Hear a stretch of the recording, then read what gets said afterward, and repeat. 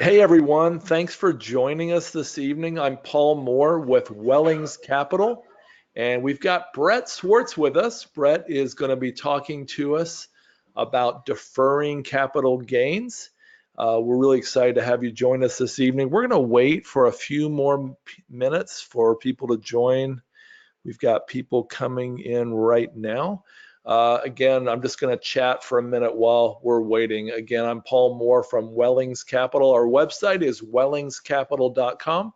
We are a commercial real estate investment firm. We invest in recession resistant assets like self-storage, mobile home parks, multifamily. We're excited to bring you this presentation with Brett Swartz. Um, you know, I've been talking to investors for years now. I've been investing in commercial real estate and other types of real estate for 19 years. And the question often comes up, how can I maximize my tax savings? How can I minimize my taxes?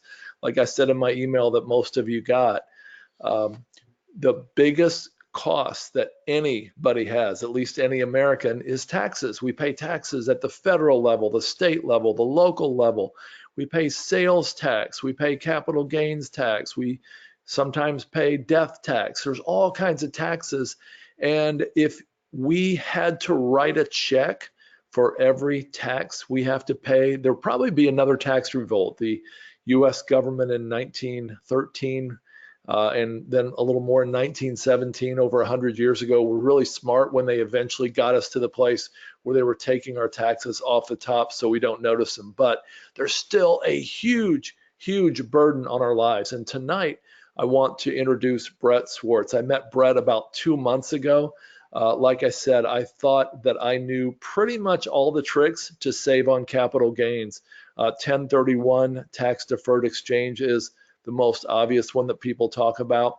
I learned about installment sales like that. The 2017 Tax Reform Act provided for opportunity zones, and we really loved those. There are other ways to defer taxes like 721 exchanges or the step up in basis at the passing of an individual. Those are all, most of those, not all, are covered in my book called The Perfect Investment, which is a book about multifamily investing. I've got another book coming out about self-storage investing, and I'll be covering a lot of those as well. But what I didn't know was what Brett Swartz is going to tell us about. Brett was going to be on my podcast, and he was on my podcast called How to Lose Money. And when I interviewed Brett before the show, he told me about what he does. And I was shocked, to say the least, that there was something completely new, completely different, new to me at least.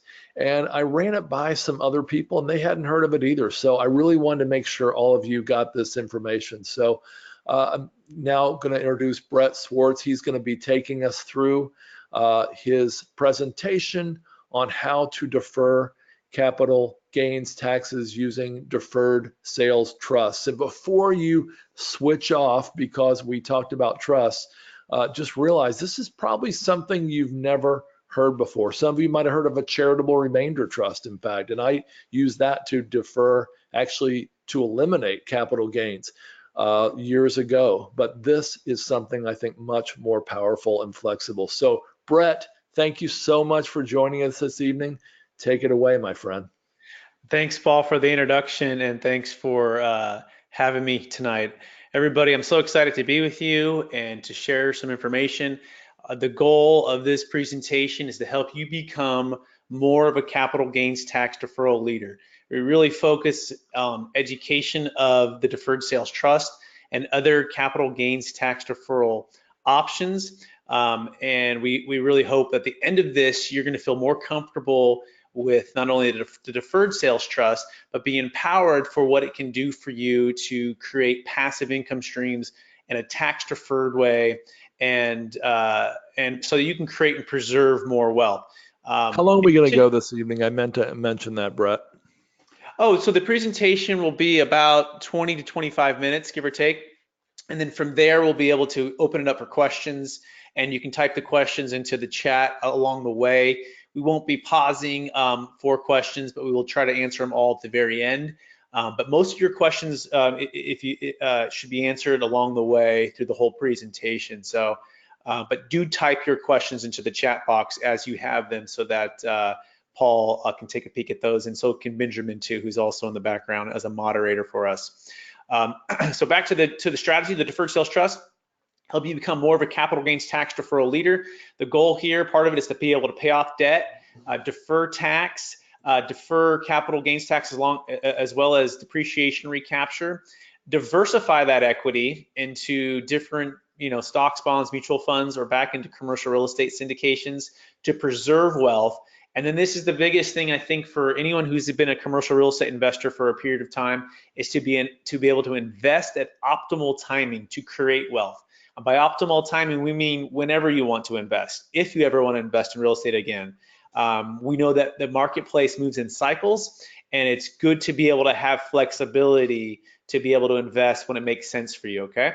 So here we go. So most luxury homeowners, business owners, and commercial real estate owners, they struggle with capital gains tax. And what I mean by struggle, I mean it's 30 to 50% of your wealth, or the properties that you own or the businesses you own, are subject to capital gains tax and depreciation recapture depending on what state you're in. Okay, California is one of the heavier ones, so is New York, so is Chicago. And that's when you sell, right? So a lot of our clients, before they meet us, they really struggle with selling these highly appreciated assets because, again, 30 to 50% is going to be wiped out by capital gains tax and depreciation recapture.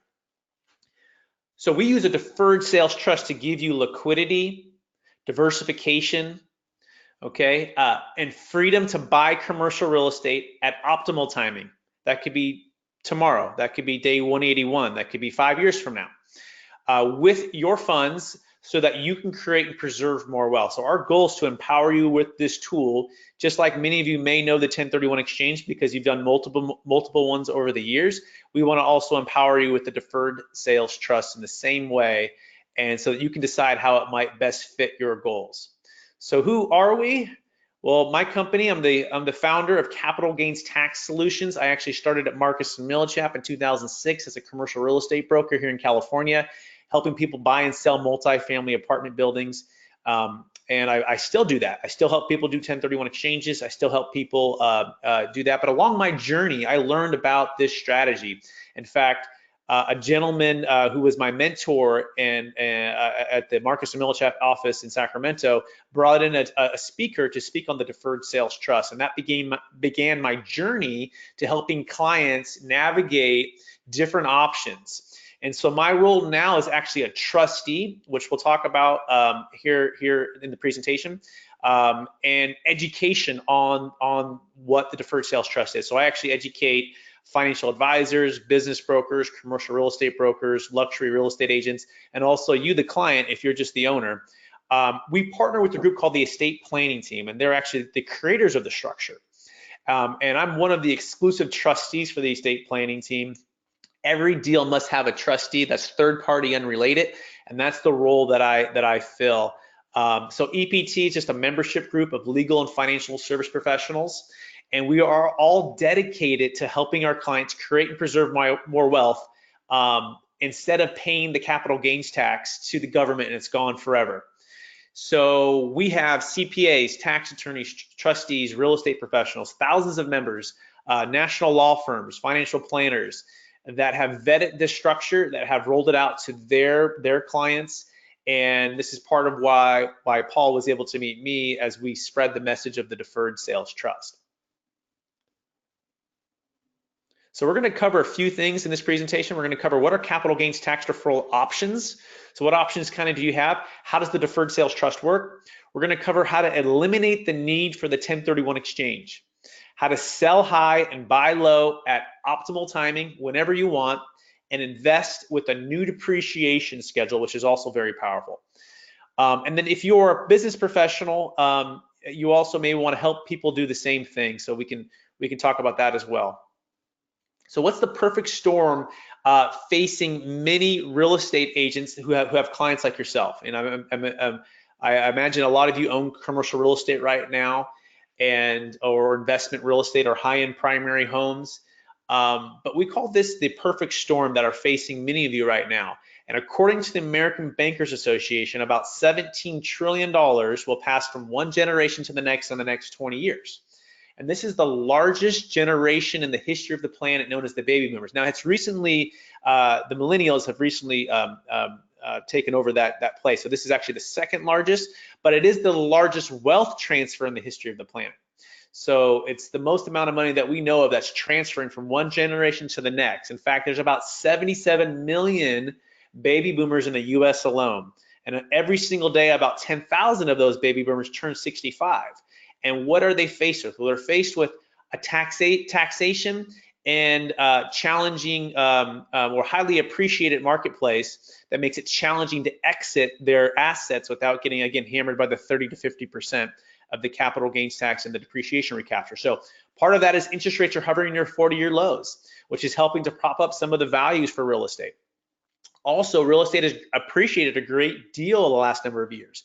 It feels like the 05, 06 market all over again, if not higher for a lot of places, some record highs for where values are at. The next thing is that 1031 timelines are very restrictive. In fact, 1031 has recently been kind of more even narrowed further, where it's really just investment property. So if you own a business or if you own a high-end primary home, or by the way, other assets such as collectibles or artwork, the 1031 exchange doesn't work for those things, whereas the deferred sales trust does, okay? And the biggest thing is just very low inventory to choose from. Makes it very challenging to even find a deal to trade into that makes sense. So what are you faced with? Again, you're faced with a reluctance to sell, or the big problem is the 30 to 50% of the gain being wiped out.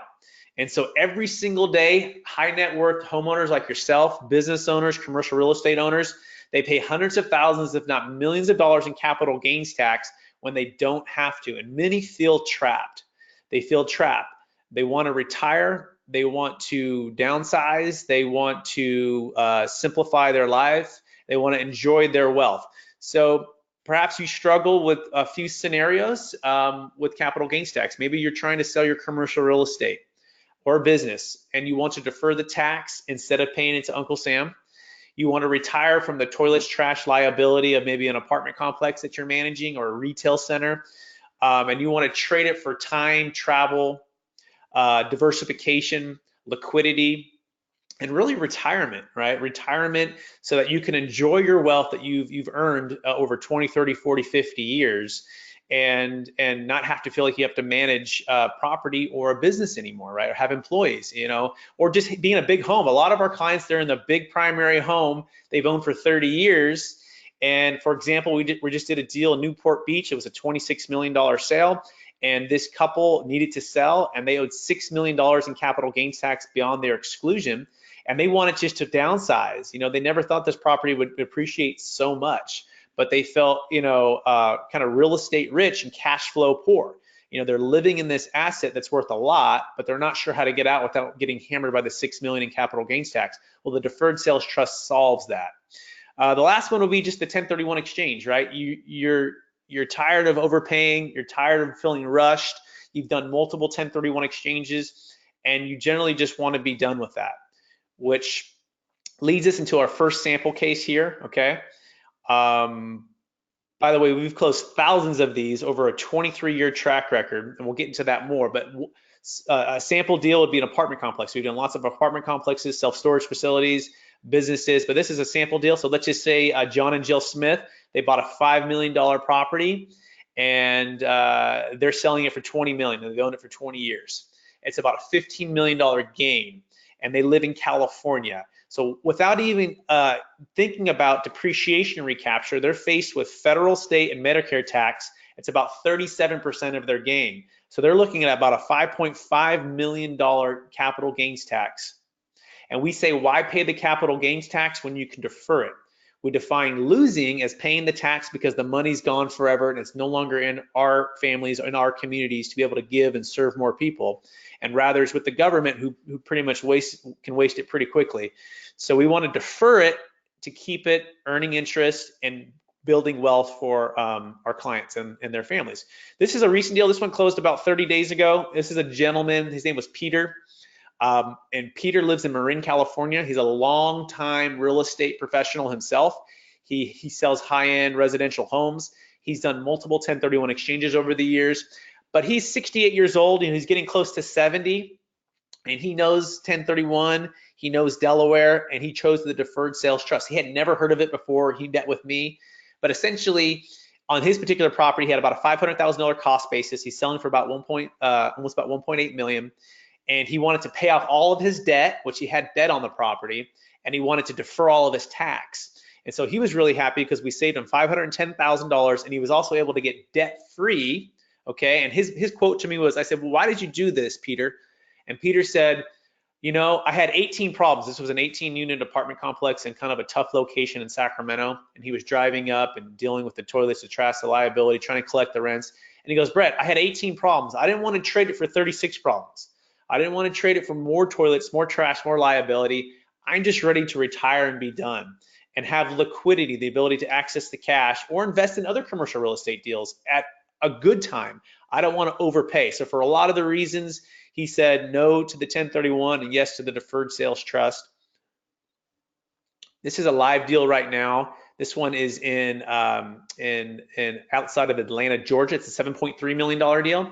And this gentleman, they're looking at doing a combination. You know, maybe you find a deal that makes sense for a 1031, a partial, and maybe you find half of it you want the deferred sales trust. So that's kind of what he's doing here. He's selling a $7.3 million deal, and he's looking at about a $4.3 million gain. So we're going to save him about $1.7 million. So let's talk about what your options are, first of all, and kind of compare and contrast what the deferred sales trust does. So the first option to not pay the capital gains tax is just don't sell. And many people won't sell for that exact reason. They don't want a 1031 or they feel really trapped, so they're just going to hold on to it and pass it to their kids with a stepped up basis when they pass away. But that doesn't necessarily solve what you really want. A lot of our clients want to, again, be done with this. They don't want to wait to some arbitrary time in the future just to pass away to get out of the tax. So that's really, I don't think, a very good option. Option two is a 1031 exchange. Again, 1031 is a good strategy. If you can find a deal that makes sense, that you're not overpaying for it, you don't mind staying in debt if you happen to have debt, because remember, a 1031 exchange, you must replace equal or greater value. This also includes the subcategory of Delaware Statutory Trust, or TICs. These are just 1031s into interest of a larger group. I've done those too, and those can be good if you can find a deal that makes sense. But option three is the deferred sales trust. This works for, again, high-end primary home, business, commercial real estate, artwork, collectibles, anything that's highly appreciated, we can do the deferred sales trust on. Option four is sell and pay the tax, which most people don't want to do. So let's talk a little bit more about the 1031 exchange. The first biggest challenge with the 1031 is the timelines. It's a 45-day window to identify. Typically, people identify with a 3-property rule. And after that, you need to close on 1, 2, or 3 of those within 180 days. And a lot of our clients, before they find us, they say they feel really rushed and pressured and stressed out to make quick decisions, and oftentimes feel like they're overpaying for a property that they otherwise would not purchase if it wasn't for that capital gains tax. So they end up doing the 1031 exchange. They end up taking on maybe more debt, overpaying for a property, and it's a hot seller's market, and they know it doesn't make much sense, but they have to, they feel, because of the 30 to 50%. So the deferred sales trust solves that, and that once the funds are in the trust, we don't have to invest it into like-kind real estate in a short period of time.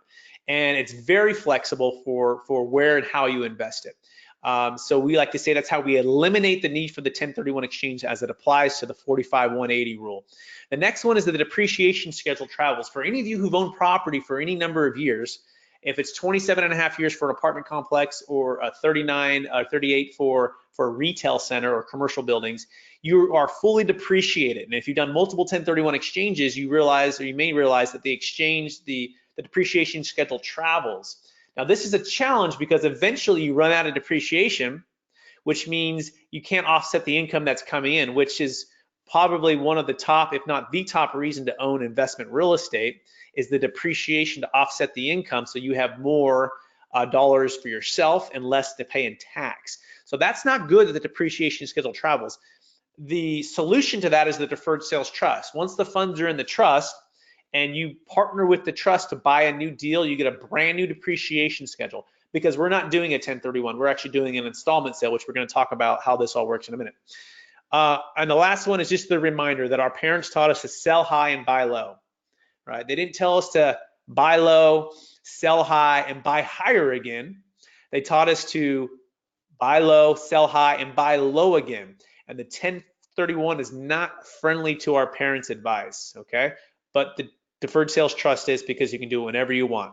So I want you to imagine for a second trading in and out of real estate in a whole new way, in and out of a business in a whole new way, or any other highly appreciated asset. I want you to say goodbye to the old way of trading out of real estate with the 1031 exchange, feeling trapped by capital gains tax, feeling like you have to overpay for a property, or you must 1031 exchange because to defer the tax. And again, in a hot seller's market where it's, a lot of times it doesn't make sense. And to this point too, you're typically not diversified out of your geographical location or your asset. Generally speaking, most 1031s, you're trading one asset for one other asset, which means you are probably in one product type and all of your equities in that one deal in that one location. With the deferred sales trust, you can diversify across multiple commercial real estate syndications. So Wellings Capital has some great self-storage opportunities that you can invest with them. Let's just say you had $1 million close into the deferred sales trust, up to 80% can be invested with Wellings Capital, but you could also just put, $300,000 with Wellings and keep the rest of it with your own financial advisor and stay diversified, right? So, and that's the idea, to diversify outside of one single asset, one single location, and also pay off all your debt too, which is good. So we're going to eliminate the need for the 1031 exchange. Oh, by the way, we can also save a failed 1031 exchange, which is also helpful for you too. Invest in commercial real estate at any time. Selling high and diversifying, which we just touched on, and the new depreciation schedule, which we touched on. At the heart of what we believe is it's your money that you've earned, and we really want to give you a solution. We think you deserve a solution which will give you the time, the flexibility, the freedom to when, where, and how your funds are invested, and that's what the deferred sales trust gives. So let's talk about the deferred sales trust. Some of this stuff I've already mentioned, but I'm going to just cover it again. Here's an overview. First of all, it defers taxes on the sale of a high-end primary home, business, commercial real estate, and it's a 1031 exchange alternative and a rescue for a failed 1031 exchanges. We have saved dozens of failed 1031 exchanges. On day 170, it's not working out. We can have a QI accommodator send it to the deferred sales trust that you've set up. So, but unlike a 1031 exchange, we don't have to put it in like-kind property in a short period of time. In fact, it can be put into stocks, bonds, mutual funds with your own financial advisor. And this is hopefully to get rid of not only the debt, because the debt's paid off, but also to diversify and give liquidity to you. So what does liquidity mean? Well, by definition, a non-liquid asset would be something like real estate or a business, meaning you'd have to do a refinance or a sale, which could take months, if not longer, to sell. Whereas in our deferred sales trust, their funds can be sitting with a financial advisor, and within 4 days, you can access and just pull all the cash out or pull a portion of the cash out and pay the tax on that portion. So you have the ability to get liquid on if you needed the money, okay?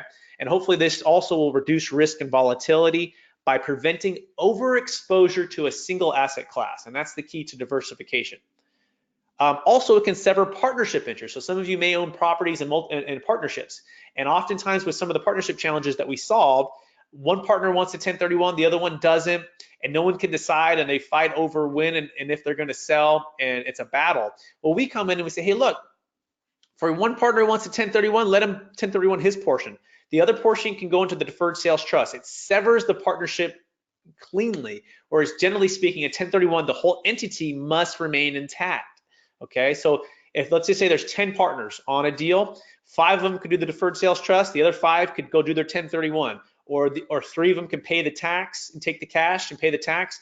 The other 7 could do the deferred sales trust. So it's very flexible, and also each of the deferred sales trusts are not with the other one. So they're their own separate financial advisor, and they're their own separate trust, so the funds are never commingled as well.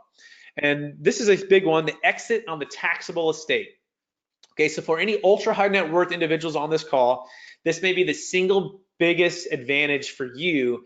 And so let me articulate this. So anything that's above 11 million, if you're single, you're going to be hit with what's called the estate taxes. It's also known as the death tax for anything that's left inside your taxable estate. Okay, now if you're married, it's 22 million that's exempt.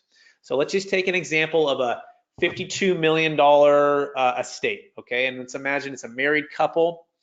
And let's imagine all 52 is inside the taxable estate. Okay, 52 million minus 22 million is 30 million. So if you pass away and that 30 million is still inside your taxable estate, that 30 million is subject to 40% death tax, which is about $12 million. Okay. Now, if you're that wealthy, you probably have done some estate planning, and we get that, but you probably haven't moved it all away. What we usually find for people who are ultra high net worth, they say, look, I've done FLPs, I've done some gifting to my kids, but they quickly run out of the exemptions. They quickly run out of the amounts they can give per year. Okay, whereas the deferred sales trust, we can do it all in one single transaction. So for example, we just helped a gentleman, he's worth 350 million, he lives in Minnesota, and he just sold an $80 million asset, and he moved it all into the deferred sales trust, which moved all 80 million outside of his taxable estate, which was going to save his heirs 40% on that 80 million. Okay, so that's what we can do with the deferred sales trust. Ultra high net worth folks, take a peek at that one. All right, moving right along. This is a recent example. A couple needed to sell a Newport Beach is a $26 million home. I think I mentioned it earlier. They needed to defer $6 million in capital gains tax. So they lived in there too the last 5 years, and they have what's called the 121 exclusion, right? Which means the first 250 if you're single is exempt, and then 500 if you're married. But above and beyond that, they owed $6 million in capital gains tax. That was their liability. They couldn't do a 1031, right? Because it's a primary home. So instead of paying that $6 million, they moved all of the proceeds into the deferred sales trust, and they are right now living off of all of that interest. And they have it right now in stocks, bonds, and mutual funds. But when they find a real estate deal and the market makes sense, they're going to invest in that. And oh, by the way, it's all capital gains tax deferred. All right, so now we're going to move into a little bit of a session where I'm going to work with Paul here and talk about how this thing works, right? Because this is the most important thing that we want to try to articulate to you is how is this legal? How does it work? Because as soon as you get how it works, you're going to feel comfortable with it, and then you're going to be excited to use it for yourself and your friends and family. So Paul, you ready? I'm ready. All right, so let's learn how the deferred sales trust works. Okay, so Paul, constructive receipt. Constructive receipt, Paul, or actual receipt basically means when escrow sends you the money. So Paul's selling a deal, and let's imagine I'm escrow, and I give Paul $10 million. So if Paul received $10 million, Paul, how much actual receipt or even constructive receipt did you receive? $10 million. You got it. And the IRS is going to say, Paul, you received that $10 million in your actual hands. Therefore, the tax is triggered in that given year. Now, Paul, you may say, you know what, Brett, I don't want to receive those funds. In fact, I want you to cooperate with the 1031 exchange. So instead of receiving actual receipt, I want to send that to a QI company. So Paul, if $10 million from escrow doesn't go to your hands, but goes to a QI company's hands, how much actual receipt did you receive? Zero. Zero. So if you receive zero today, Paul, how much tax do you owe today? Zero. You got it, because it's in a deferral state. So that's how a 1031 maintains non-constructive receipt. Now let's talk about the seller carryback, which, by the way, is the foundation of our structure. For you guys looking for the tax code, it's IRC section 453, which is just an installment sale known as a seller carryback. So same scenario, Paul, I'm coming to you and I say, Paul, I want to buy your $10 million apartment complex. So imagine you own it free and clear. Paul, I'm going to give you a $2 million down payment. And I ask you to please carry a note for me for $8 million. And that scenario, Paul, how much actual receipt did you receive? I actually received $2 million. You got it. So on that $2 million, you're going to owe that actual tax, correct? Right. Right. But what if, Paul, I said to you, Paul, you know, I'm going to give you a zero down payment. Hypothetically, you wouldn't do that deal because I have no skin in the game. But let's just say you really trusted me and you felt like I was going to take care of the property and pay you. Zero down payment, Paul, no skin in the game. But if I actually did that, how much tax do you owe today? I would think it would be zero. You got it, because you received zero. So that's the idea of actual constructive receipt. Did you actually receive it? Or constructive would just be there's nothing impeding anyone from paying you that, which would be, for example, not doing a 1031 and the money is just sitting in escrow. Okay, so moving into how this thing actually works. So keeping that in mind, actual constructive receipt, okay, and the seller carryback idea.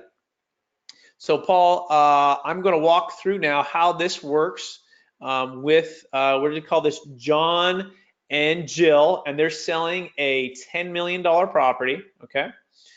And let's just say it's an apartment complex and it's worth $10 million, okay? And instead of selling it directly to this cash buyer who's all ready to go, they're all excited, they're in their 1031 exchange and they're all ready to pay the $10 million, which is great. You're all excited about that too. So we're about to make a deal. And in a traditional deal, they would send the 10 million directly to John and Jill over here. Right. And John and Jill would take the 10 million and they would, let's just say it's a 40% tax, which would be $4 million. Let's imagine their basis is zero, okay? So this is the $4 million number. If they took actual receipt, they would owe this $4 million. So we're going to say, no, don't do that. Let's sell it to this trust for $10 million. And the trust is going to turn around and they're going to give John and Jill a note. It's going to be a note. So Paul, answer me this. In this first part of the transaction on the left, is that any different than an installment sale that you've seen? But besides being a zero down payment, right? But they give them a zero down payment in exchange for a $10 million note. But if John and Jill received $10 million of a note and zero down payment, how much tax does John and Jill owe?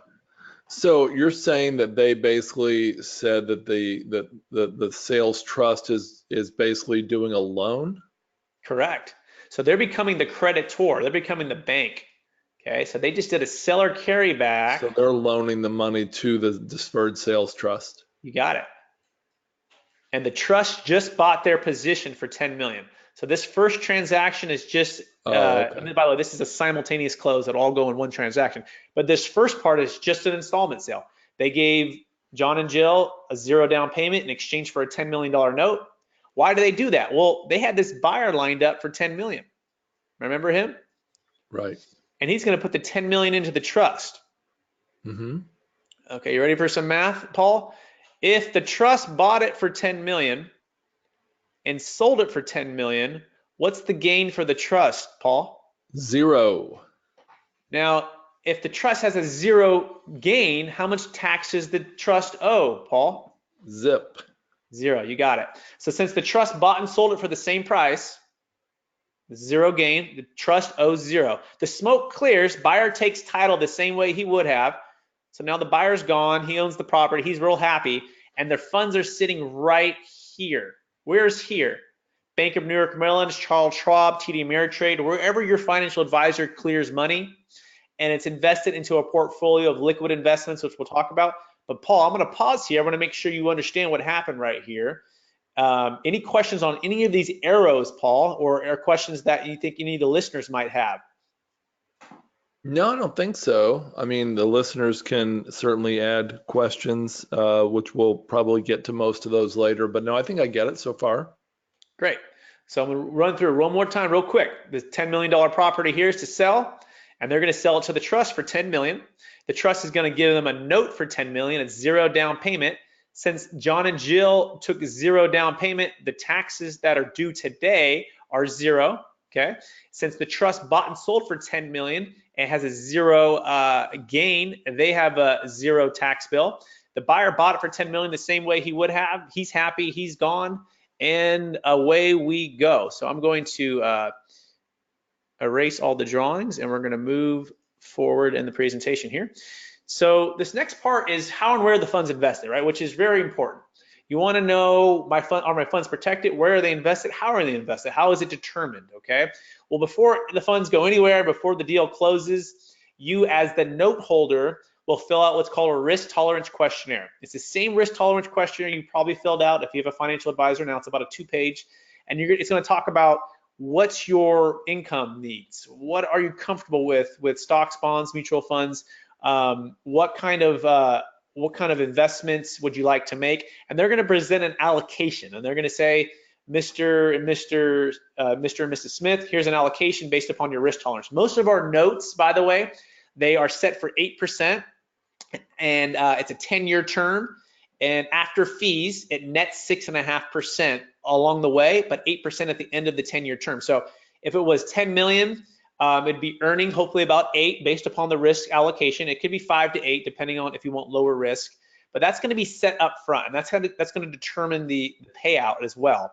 Along the way, you can kind of adjust that every 6 to 12 months, but generally speaking, it's going to pay you out on that. And the idea is to keep that full 10 million deferred, and you just live off the interest. Now you're going to pay ordinary income on that interest, but at the end of that 10 years, you can renew for another 10 years. And this is the beauty of it.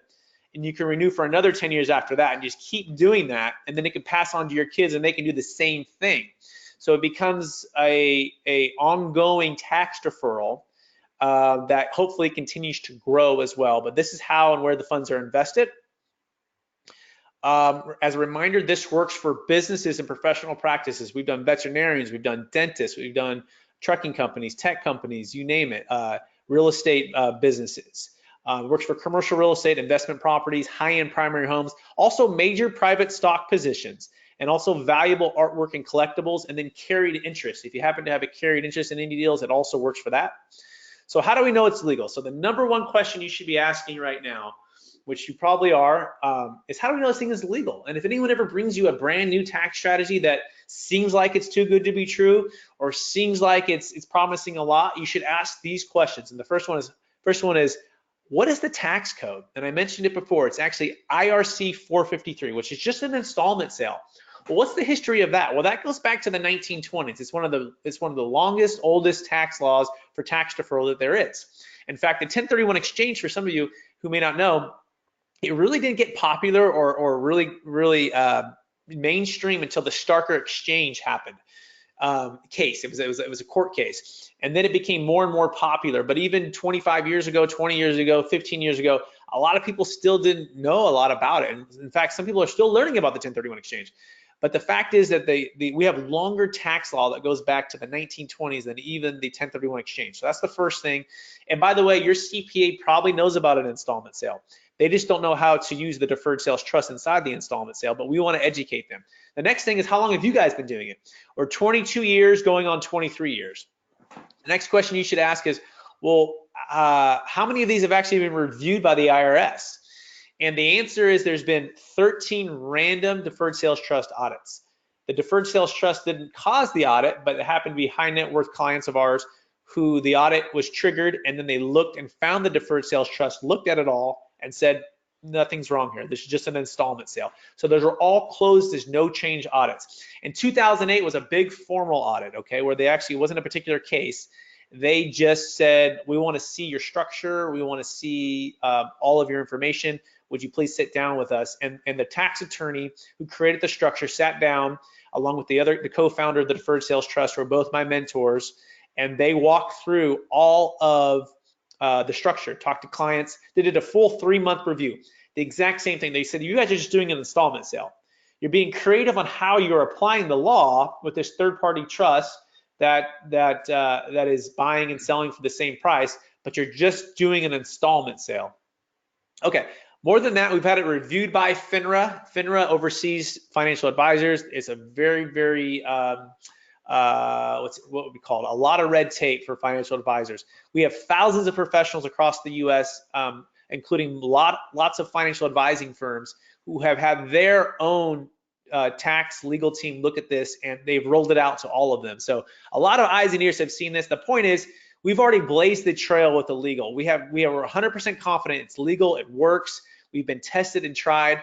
The next is, it's been reviewed by national law firms, but also audit defense. This is very important. So if anyone ever comes to you with a new tax strategy, ask, well, what happens if I actually get audited? Are you going to defend me? We provide audit defense. The tax attorneys do at no additional charge. It's part of the upfront fee, which we'll talk about in a minute. The next is, how do you know your funds are protected? Okay. So how do we know me as the trustee just can't take the funds and move to Mexico, right? I have, as a trustee, no access to move the funds. In fact, the funds only ever move with the note holder's signature. It's kind of like a bank. If a bank gave you a loan, Paul, and they said, we're going to loan you this loan on this $10 million deal, a $5 million loan. Are they concerned that you could just sell that property and take off with their $5 million? No. Why? Because there's escrow in place. They have a note in place, and they have protections that they have to sign off before escrow closes. We have the exact same type of setup with what's called DACA account protection, which stands for Direct Access Control Agreement, which means the funds only ever move with the note holder's signature. Also, our funds are held at TD Ameritrade, Charles Schwab, Bank of New York Mellon, and you have 24/7 access to via funds, and use your own financial advisor. It's the same protections. The trustee adds no additional risk for the funds moving. The next one is it sounds too good to be true. And we understand you probably are sensing this seems like it's too good to be true, but it's not. You consider the evidence that we have here, 2,000 plus closes in 22 years. We want you to talk with our clients if you're really interested. We also want you to understand that our tax attorneys actually indemnify each client case. But more than that, we want your legal and tax professionals to give their blessing before moving forward. They signed a non-disclosure agreement, and we talk and discuss and answer all of their questions and give them a chance to review the structure and give their blessing before moving forward. In fact, we see our role as just the guide, and the guide is kind of like a nurse, and it's like you're going in for surgery, and it happens to be capital gains tax deferral surgery, and we say, hey, look, before you get surgery, bring in your doctors that you trust. It could be your financial advisor, your CPA tax attorney, and have them talk with the brain surgeons who created the structure and make sure it's a good fit for everybody before moving forward. And on our side, we don't charge anything for that. In fact, we only ever charge if and when you close the deal, and same with the tax attorneys. So we will educate, we will talk with them, we will answer the questions, we'll get everything ready to go. And for whatever reason the deal doesn't close, or for whatever reason you decide not to use the trust, no problem. We don't charge anything. So that's also to tell you about that. Okay, so how much does all of this cost? All right, and we're winding this thing down here. The first thing to understand is what's called the rule of 72. And the rule of 72 basically states that for every 7% I can make on any given amount and let that amount compound over a 10-year period, that total amount will double. Okay, it's a law of compound interest. So back to this scenario with Paul, for a $10 million deal that he was going to pay $4 million in tax, we're going to say, you know, don't pay that tax. Let's put it into the trust. Let's defer all of that money, and let's hopefully earn 7%. And if Paul hypothetically were to let it compound, that $10 million would be $20 million in 10 years. And that's the same reason you do 1031 exchanges, right? Is to defer the tax and earn more money. So we always start there. What is your actual tax liability? And then second, what is your lifestyle? What do you want it to be? You know, do you want to deal with real estate? Do you want to deal with toilet trash liability? Do you want to just sit on the sidelines for a while until the market makes sense, right? And if so, we think the deferred sales trust is a great fit. So what does it all cost? Well, there's 3 sets of fees. The first sets of fees are to the tax attorney, okay? This is 1.5% on the first million and 1.25 on anything above that. So let's just say it was a $3 million deal. The first million would be 1.5%. And then the $2 million that's remaining would be 1.25%. And that includes the legal and tax structure, and again, also audit defense for the life of the trust. Second fee is to the trustee, which is my role here, and it's an annual recurring fee, okay? And it's 50 basis points at close of escrow, which is a half of 1% of the total trust proceeds. So again, if it was a $3 million deal, it'd be 50 basis points or half of 1% on $3 million. Plus an annual tax return of about $750 because the trust files its own tax return. By the way, you receive a 1099 interest income based upon what you had paid to you, and then you report that to your CPA. Now, so as long as you stay with a financial advisor, it's just 50 basis points, okay? Plus the financial advising fees below, which are ranged between 50 and 100 basis points. So remember when I told you earlier that most of our notes earn 8, but after fees, they net the client 6.5%. So that's the cash flow that you can expect, or at least project. We don't know for sure how the investments are going to perform, right? The past results are not a future prediction of what's going to happen, or past performance is not a future prediction of future results. So something, you know, it can earn less. Like, we're not guaranteeing anything, but the point is, with the financial advisor, they're going to charge between 50 and 100 bips, which would net you 6.5. But our goal is to hopefully out earn all of our fees, and at the end of 10 years, be able to pay back that full 8% that was owed to you, okay? Now, if you go back into commercial real estate, it changes a little bit, okay? Let's imagine that $10 million is sitting in the trust. You can, with up to 80% of the funds, form a brand new LLC, and then have those funds invested in, like a Wellings Capital deal or your own commercial real estate deal of your own, all tax deferred, okay? And if that happens, then you're no longer paying the financial advising fees on that amount, but the trustee fee goes from 50 basis points to 1%, okay? So that is the case. Now, if you want to buy an optional carve-out fee, part of this deferred sales trust, you must have a trustee who's in it for business purpose. So I have a chance to make a profit at the end of this, but you can carve out that profit by buying an option up front of whatever amount that you send out to a commercial real estate deal, and that'll give you 98% of the upside. So those are some details we can dig into on an individual basis, but at the end of the day, these are the fees, and these are also all on my website as well. So what are the next steps? Okay, well, if you have a live deal right now, we want to encourage you to go to Wellings Capital site now for the Deferred Sales Trust Calculator, which would be this site, mydstplan.com/Wellings Capital, and you answer 12 questions. You know, what did you pay for the property? Is it owned in an LLC? By the way, this works for LLC, S Corp, C Corps. What's the depreciation that you've taken over the years? And it's going to give a side-by-side comparison of pay the tax or do a deferred sales trust. The next step would be to schedule a call with us after that, okay? Schedule a call with me. Paul would be on the line, your personal financial advisor, our CPA, tax attorney, everybody, and we just discuss your deal and see if this can make some sense. You can also go to my website here, capitalgainstaxsolutions.com, which will give even more information, more educational opportunities. I'm going to leave you with this last story, and then we're going to open up for questions. So in 2010, I spoke with a very high net worth individual who owned about 5,000 units in Northern California, multifamily properties. In 2007, he saw the writing on the wall, and he decided not to do a 1031 exchange. He said, these properties are too high. They're overpriced. I think this market's going to shift. He paid $35 million in capital gains tax because he didn't know about the deferred sales trust. So this is his quote to me. He goes, Brett, you're telling me I could have used the deferred sales trust to defer $35 million in capital gains tax, sat on the sidelines, all tax deferred, and then bought properties at 50% on the dollar when the market shift? And the answer is absolutely. In fact, we had a client do this, and the same client in Minnesota who sold that $80 million deal, he sold in 06, moved a big portion into the deferred sales trust. 5 years later, that same property that he sold was foreclosed on, and he purchased it through his deferred sales trust, all tax deferred, at 60 cents on the dollar. You can talk to them. You know, you can talk to these people who've done these. So we can show you how to do that. I want to thank you for your time. Open it up for questions. And Paul, any thoughts before we jump into the questions here?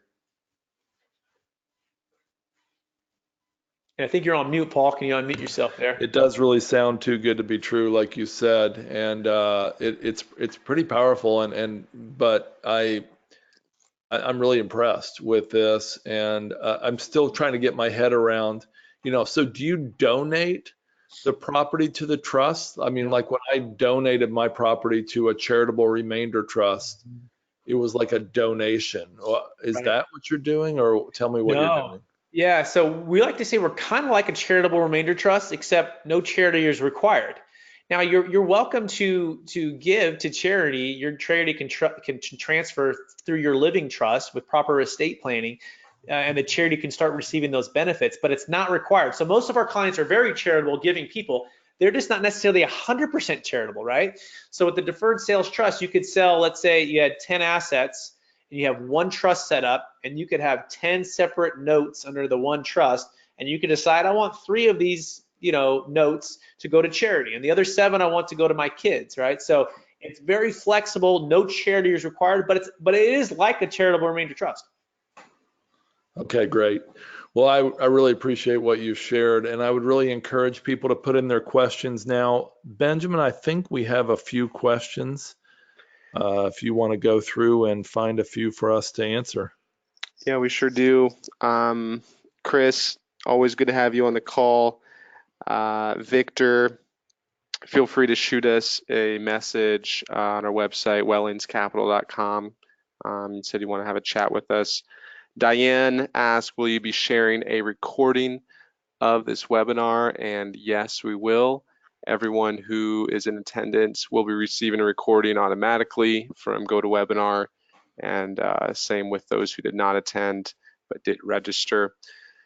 Tom asks, would this work with cryptocurrency holdings like Bitcoin that have gone up by 5,000x or 10,000x? Great question. So we've yet to do a Bitcoin case yet, just full disclosure, but Bitcoin is subject, cryptocurrency is subject to capital gains tax. We were working on a $10 million Bitcoin case about a year and a half ago, and it didn't quite come to fruition. But yes, we think we can, but we do need to massage that through. We've yet to close one of those, but it is subject to capital gains tax.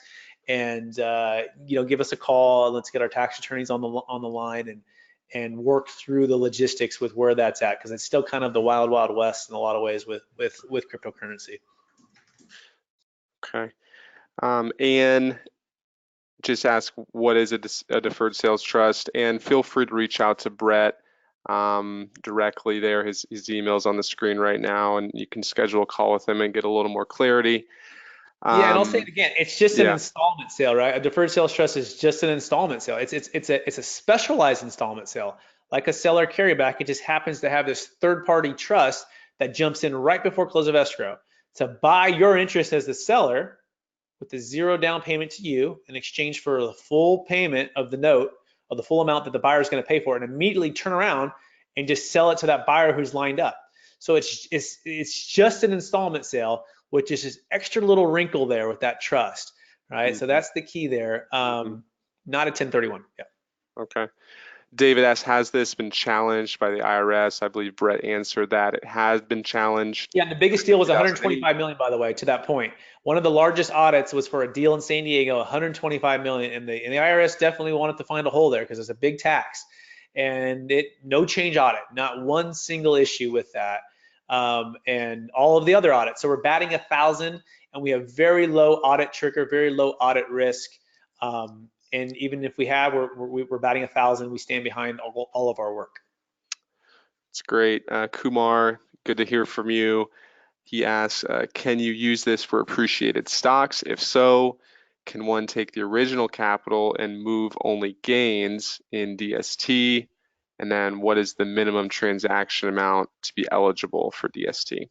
Great question. So yes, it can work for public and private stock, and there's a deferred sales trust and a deferred sales trust plus for some publicly traded stocks. So we just have to kind of dig into Kumar's situation there. But yes, we've done large stock deals.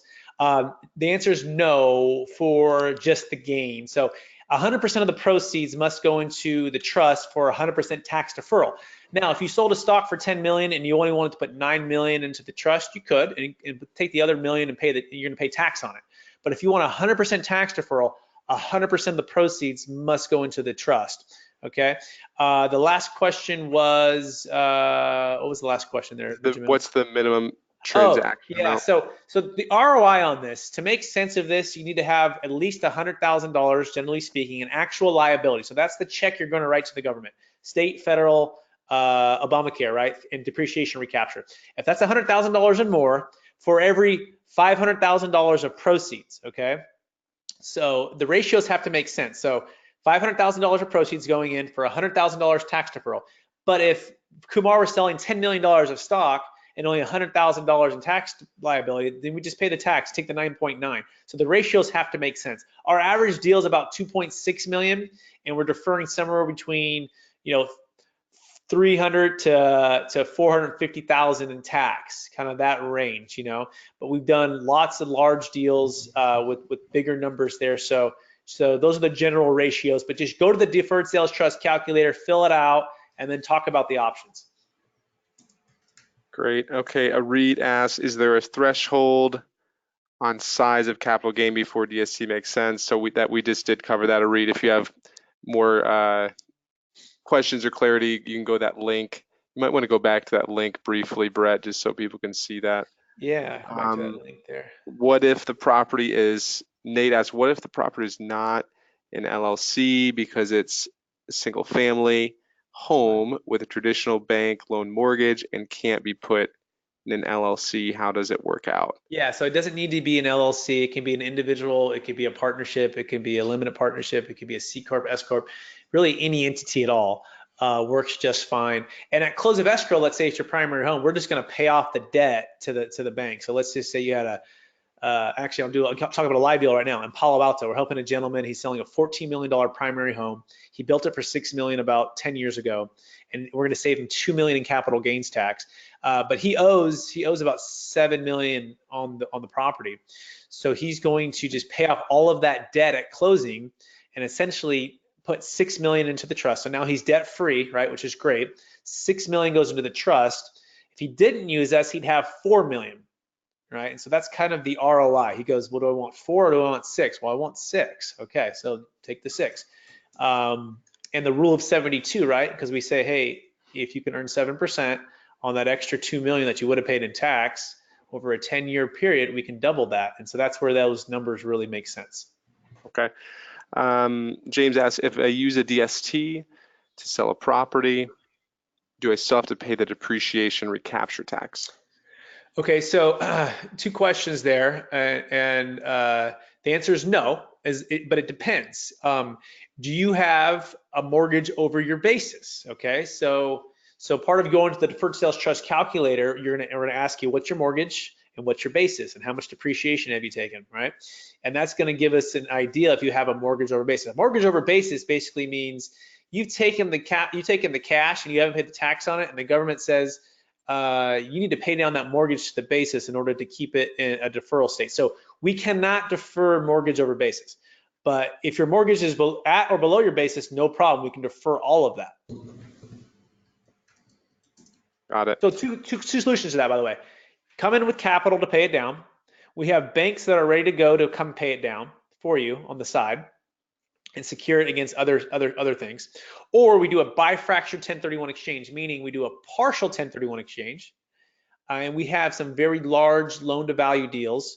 We're doing a deal that one actually in Atlanta, that $70.2 million deal. He had a mortgage over basis issue, and we have an 84% LTV deal. It's a Delaware deal that you can put very low capital in and get lots of debt. And that'll take care of any of that mortgage that's over the basis, and then the remainder can go into the deferred sales trust. So I know that's a little complex and every deal is a little different, but just reach out to us, go to this calculator, fill in your information, and then we can look at it and look at the numbers and give you a quick answer. Okay. Paul, did you want to ask something?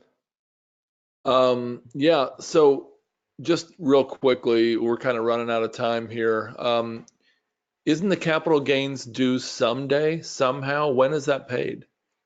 So most of our clients like to pay the tax the second day to never, Paul. And so our answer is, well, it's your money, Paul. When do you want to pay it?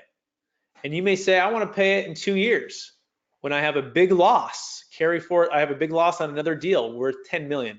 Say, great, Paul, pull out that 10 million in that same year and let it just wash away. But you may say, I don't have a carry forward loss, and I don't have a good offset. I don't want to pay the tax. And so it's up to you, Paul. When do you want to pay it, right? And so the answer is yes, it's owed to the government, but the government basically says, I will give you, Paul, a interest-free loan on what you owe me, or you owe the government, as long as you invest it into the economy. Why do they do this, right? Well, because A, they want to spur economic growth. B, they want to spur investment into businesses. Why do they do a 1031 exchanges? They want to spur more jobs, more transactions, higher property taxes, right? So the government's getting their cut. I mean, they're getting taxes from me, getting fees, from the financial advising getting fees, from the income that it's producing, it's getting fees. What they don't want is the economy just to stop. And oftentimes with no tax deferrals, most people wouldn't sell at all, right? They would just stop. Imagine capital gains tax was 70% right now and no tax deferral options. You just would never sell, and they don't want that. So these legal loopholes are in place to spur economic growth. And oh, by the way, if they were to choose between a 1031 and an installment sale, we think they would choose the installment sale. It's going to spur more economic deals to happen. Okay, we are running out of time, Brett, so we're going to fly through these last couple questions, if that's okay with you. Yep. Ann asks, is it applicable to a sale of professional practice? The answer is yes. 100%. Yes. Mike asks, can I transfer rental properties out of a self-directed IRA, LLC into a DST? So the question for him is, do you have capital gains taxes on the sale of those properties? Are you selling a property or just transferring? So there's some nuance there and some self-directed stuff there that I would want to defer to the brain surgeons. Who are the brain surgeons? The tax attorney who created the structure and him. So let's get on the line and talk about that. But yeah, I don't quite know that answer for that one. Okay. We got another one. How is the quote note rate on installment sale note determined? Based upon your risk tolerance. So imagine it was Paul's deal, right? Paul fills out that 2-page risk tolerance questionnaire and you get an actual score. It's an actual number. And that number says, Paul, you're ultra conservative on your financial outlook. We think the appropriate rate is 5%. Or you got a moderate, maybe it's 7%, or you're moderate growth, you're pretty good, 8%. So that's between you and your own personal financial advisor, or thousands of advisors that we have lined up to help you out as well across the U.S. We work with, by the way, I know you guys are in this part of the world. SCI out of Pennsylvania, they're one of the largest wealth groups that are amazing, and they can manage the wealth. And so you're going to work that out with them based upon your risk tolerance. But most of our notes, honestly, they come in about 8%, and that's over a 10-year period. So that may mean that some years are 4%, some years are 14%, right? Give and take. But over that 10-year term, we're projecting based upon past performance a potential 8% return is usually where a lot of our clients come in at. But Brett, I mean, again, I don't want to belabor this point, but if they invested in a real estate deal, not even say with us, just say with somebody in self-storage, and that deal got 18% a year, for example, they would get the 18, right? Minus the fees. Exactly right. So all that is due back to the trust, because remember they just partnered with the trust, would be the preferred return. So let's imagine it was 8%, right? So the first 8% preferred return flows into the trust, of which can immediately flow out to them. And the other upside is split 90-10. Remember, it's a 90-10 split. So 90% of the remainder goes to them personally, and the other 10% goes into the trust. So right? the trust Which flows grows. back into The them. assets of the trust grows. That's great. Yeah, so then the trust grows, right? So the idea is to maintain that principal at the same amount or greater always, so you're never actually paying the capital gains tax. You're just deferring it and earning interest on it. So for real estate investors, it doesn't have to be limited to 6 or 8% or whatever that risk tolerance. It could be whatever the real estate does as far as performance, right? 100%, and that's what we prefer actually. I'm a commercial real estate person by trade and by profession, and it's in my blood since I was with my dad growing up in the Bay Area building homes. Awesome. And so we actually prefer that. We like that. We want you to go find that deal, but we just want you to find that deal when it makes sense for you. We don't want you to overpay right now just because it's too high. But if you can find a nice deal, and by the way, you can always find a deal in every marketplace, but it may mean reaching out to a different geography. It may mean reaching out to a different product type at a different part of the US at different times, right? Because it's not like the whole US is either a seller's market or a buyer's market. That's too simple, right? Every marketplace has its intricacies, right? And we want just to be empowered with like, hey, Paul, you're an expert in self-storage and multifamily. Great, I want to give you $300,000 to go on that deal. And hey, you may have another deal lined up that pops up tomorrow. I want to put another 300 to that one in a different location, different product type, right? Different specialist. Whatever you want to do, we want to give you that flexibility versus just the 1031. Again, typically single asset, typically in the same market cycle, typically in the same location, and you're not diversified. Got it. Okay. All right. We're going to fly through these last ones. All right. So we got one from Chris. So if there's a large gain in a single stock, can that stock be sold and all money be transferred into a trust, thus removing all capital gains made and resetting the cost basis? Okay, so clarifying here, we're going to defer the capital gains, right? So we're not removing, right? We're not avoiding or removing or trying to cheat anything. We're just going to defer them. So then yes, okay, and then immediately you can use that trust to go fund a commercial real estate deal to get depreciation to offset the income, right? That's the other part about Paul's point. If you're making 18% and there's accelerated depreciation on that deal, or even just depreciation straight line, that's going to offset that income, right? And versus an illiquid stock that's not producing cash flow, that's not producing income, and you feel trapped in, We're doing a case for an Apple deal that they bought Apple 25 years ago, and they just never Wow. have sold it. They put 10,000 in it 25 years ago, and they just are, really, really don't want to sell and pay all the tax. And then they meet us and they're like, oh my gosh, this is what I've been waiting for, right? So yes, we can help you with that. Reach out to us and we'll walk you through all the details. And by the way, the CPA will map all this out for you. No charge, no cost. You look at it and at the end of the day, you say, yeah, let's do it, or no. We don't charge you anything. We just want to educate you with everything and give you the chance to do it. Okay, great.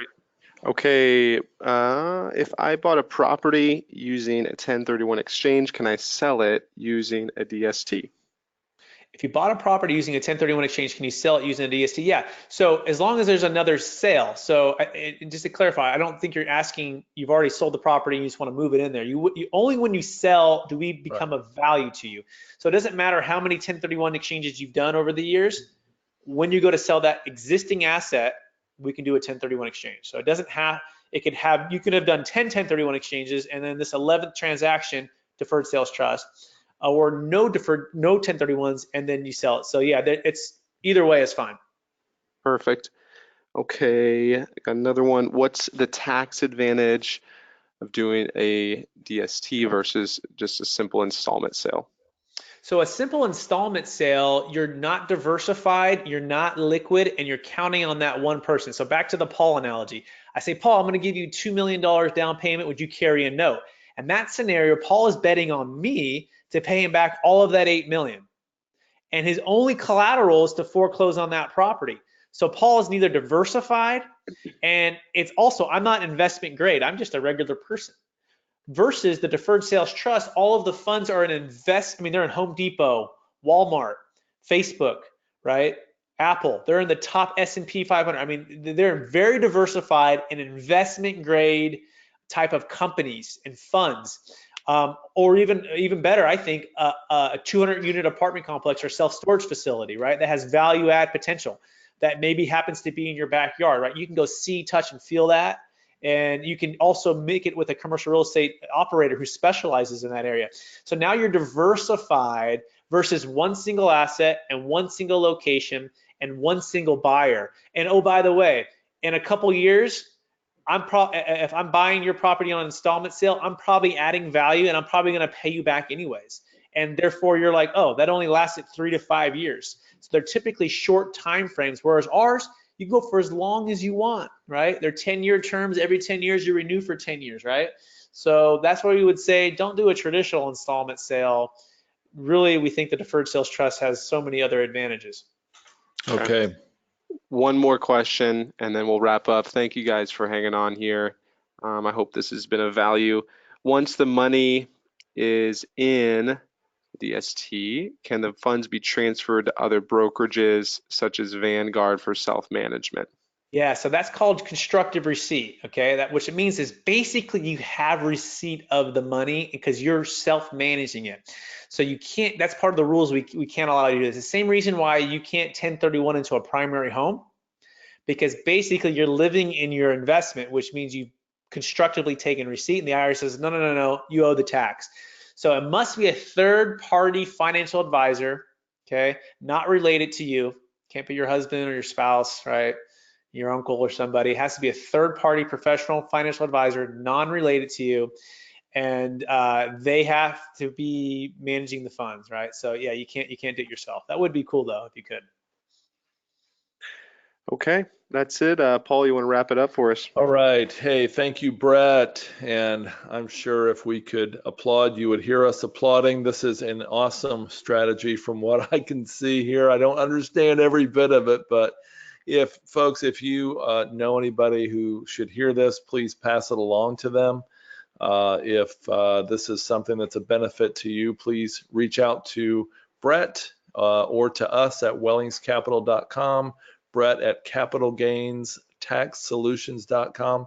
Thanks again, Brett. Thanks everybody for hanging on. We will see you next time here on our next webinar for Wellings Capital. Wellings Capital currently has 2 funds, the Wellings Income Fund and the Wellings Growth Fund. At the time of this recording, both are paused.